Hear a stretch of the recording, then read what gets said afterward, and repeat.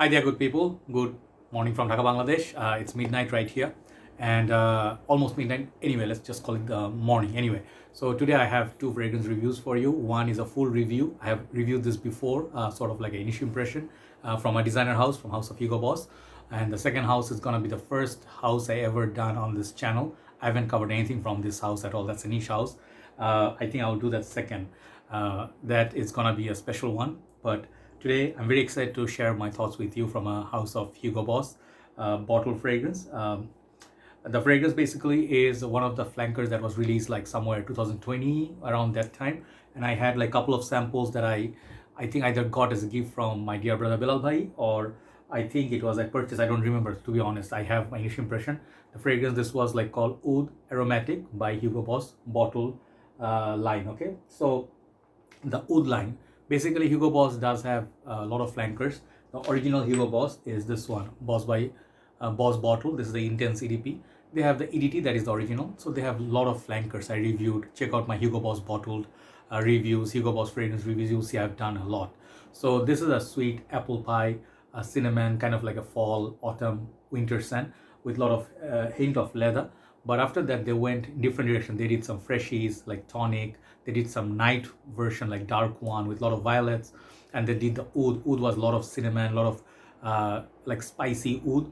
So after that, they did like two, oud saffron and oud aromatic. So oud saffron and aromatic I did in a one single episode with the samples. That was initial impression. I seemed to like it back then, but it was not a big love for me. Okay, but recently I have got the full bottle, which I'm gonna review and let you know who is it for, and if you should be looking at it. Prices on these are very expensive, $100 plus easily. Plus this fragrance is a bit hard to find. This EDP concentration. This is the packaging, beautiful green packaging with the silhouette of the bottle, same as the Hugo Boss bottle, like same shape, just different coloration. I'll show you. And that's EDP. And mind, the word EDP actually does have that great performance. Okay, beautiful packaging, and it's at the back written some Arabic writing, boss.com. This is made in Germany, not UK. It says Hugo Boss. Bottom they have the 882, sorry, 8288, the batch code. Okay, simple packaging, but I really like the way the bottle is there. The bottle packaging, if you see in the internet, picture sometimes will not do justice, but this is a green bottle. Okay, if you see it with the light and everything, as you can see, yeah, it does look like the base of Spice Bomb Night Vision, the green bottle, or something like what's the other one, Armani O Purom, the green bottle. Yeah, Sidra, no Sidra, anyway, the green bottle, you know. So here's the name. The cap is plastic, has this chrome touch. It's kind of like a golden cream color, and base you get your sticker. So this bottle pretty handy. I mean, 100 ml fits really nice in your hands. And I've been checking this sample out because the sample you'll see I have still significant amount of juice left since last time I reviewed. So I'll spray this one from the main bottle and talk about it. Let's spray it here. That's a bit much. Shouldn't have done double spray, but this one clicks onto place. Okay, here for the click. Okay, it does. You can pick it up. So I don't know if these have many bottle sizes. Perhaps that's just the 100 ml, because these 100 mls are limited time release perhaps. And Oud line, basically always designer fragrance, a special line. They tend to release these sometimes in like Middle Eastern countries, or very limited time or limited shops you can find these, and they are not really easily accessible, like Isimiake Noir Ambre, Middle Eastern release. John Varvatos Oud, not everybody can find it everywhere. So this one is a bit different fragrance. Okay, the Oud saffron, it's very, very nice. I really like that. Got the spicy saffron and oud combo. But this one, the oud will hit at the very base. Okay, like the very last stage you smell the oud. It opens up pretty green. It opens up pretty sweet, floral. Okay, and the floral basically is, we are talking about something like powdery, something like imagine a white floral but very powdery, kind of like in a way of Dior Poison perhaps. Okay, so if you think of Neroli, okay, if you like Neroli, basically it's like that sort of a floral. Okay, so what you get from this fragrance, you get that sort of a fresh, clean, and kind of unisex vibe. This is basically both genders can wear it, but it's very potent. Let me tell you, application wise, do not do more than 2 on the shirt. Okay, it will hold on to next day, that good. So it's a beast mode fragrance. Okay, projection is really good for 3 hours, but it changes over those 3 hours and you get different things, you know. So let's say orange blossom or neroli basically is the same thing, the orange flowers, so that's where they derive the neroli from.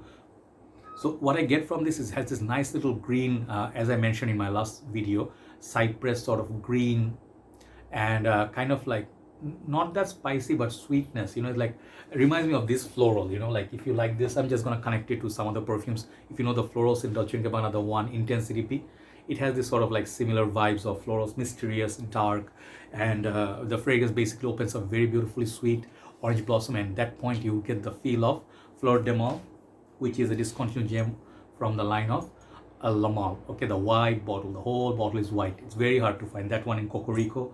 I'm trying to score 2 bottles. Okay, so if any of you in Bangladesh know where to find it, please give me a knock. So Oud Aromatic basically opens up very aromatic, very floral, and it's kind of like unisex. It's not gonna be everybody's cup of tea. This is a very niche style perfume.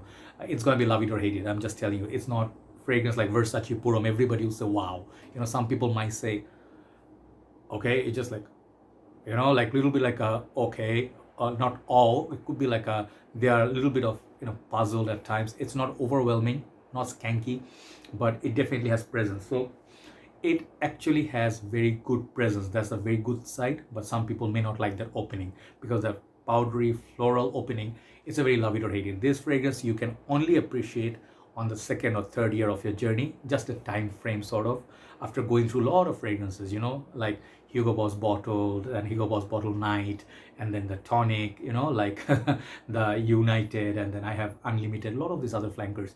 Then you go Oud. After you like Oud, that has like a lot of cinnamon, kind of like a spicy apple tone, and that the next stage will come this. Okay, like this is gonna be definitely Middle Eastern style perfume, and you would say, where is the Oud?